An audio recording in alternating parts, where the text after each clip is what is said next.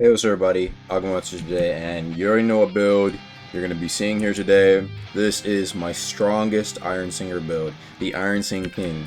The build that, well, if you land a couple of M1s, it'll kill your opponent. So, it's time to explain. How did I make this build, and how does it work? So for starters, you want to be going 50 Fortitude and 80 Willpower. The 50 Fortitude are for talents such as Exoskeleton, the Reinforced talents, and to the finish. Things like Defiance is also nice. And you want that 50 Fortitude for things like Unfazed, because you'll be getting Heretic Sutra on this build, right? As I said, you want the 80 Willpower. That's also for things like Piercing Will. So whenever you pop this, you can get a damage boost and 20% more pen. It's really important because when you're stacking all these damage multipliers on this build, that 20% pen allows for more of that damage to break through, and you can stack a lot of pen on this build, trust me.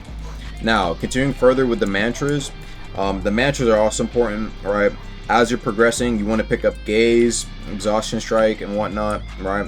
And then, of course, Reinforce. And then you can Shrine of Order. Now, with after you Shrine of Order, you want to get 100 Strength. This is so you can get Piercing Will and go above 50% pen, which is what you'll be doing.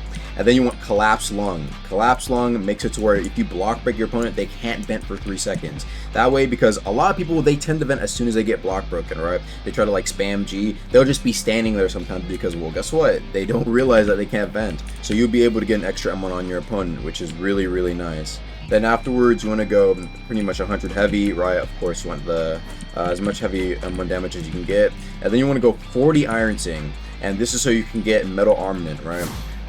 Now, the thing about Metal Armament is that, you know, it is kind of the build's, I guess, carrier clutch. But at the same time, this build, even without Metal Armament, if you were to do this build without Ironsing, it does a ton of damage anyway.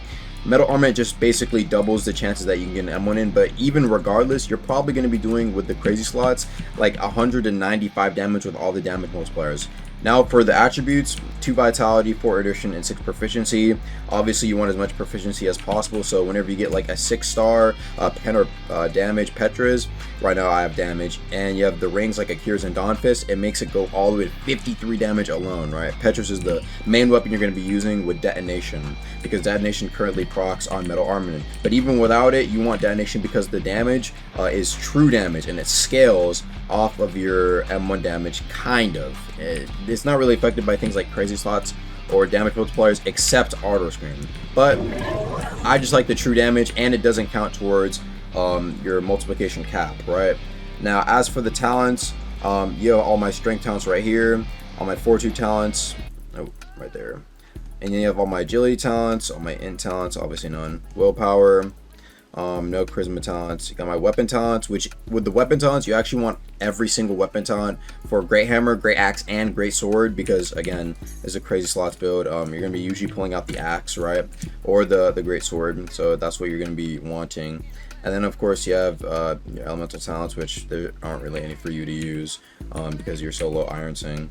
Here's the summary for my health and my ether. This build isn't the most tanky, even though I have a decent equipment bonus, so you're gonna have to watch out for that. You might be getting hurt quite a bit. Here are the different sorts of equipments I use. Now, to get to this build to its max, right, what you'll need to pop Heretic Sutra. Then you need to use a Reinforce, preferably on your friend, because that'll give you more damage. Then you want to use gold, very important. As an Ironsinger, you can pop ores. Popping gold gives you 10% more M1 damage. Right? Then after that, you want to pull out your crazy slots, Axe or Greatsword, and then use Ardor Scream, and then pop Metal Armament. All this together will give you that crazy, insane M1 damage for about like 20 to 10 seconds, depending on how often you can land your M1s, and get another Auto Scream to continue basically the chain going, if you will.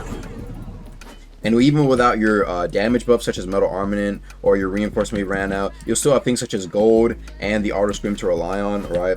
And the crazy slots M1s to do a ton of fucking damage. I'm telling you, this build is absolutely insane, man. If you can catch somebody lacking in, like, I don't know, your ping as well, especially if you have low ping, dude, you're actually gonna mess them up, because they only have a couple M1s until they're dead.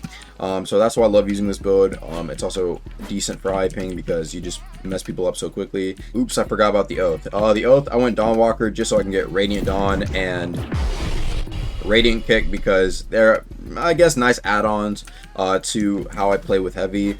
You can do blinds here if you want to prevent other, I guess, things from happening to you, like managers, but I don't recommend it since you're heavy. And there's Link Strider and Contractor as well, but again, personally, I just think that Dawnwalker is the best for this build, and obviously for the bow, you want crazy slots. That's gonna be all, and see you guys later. Peace.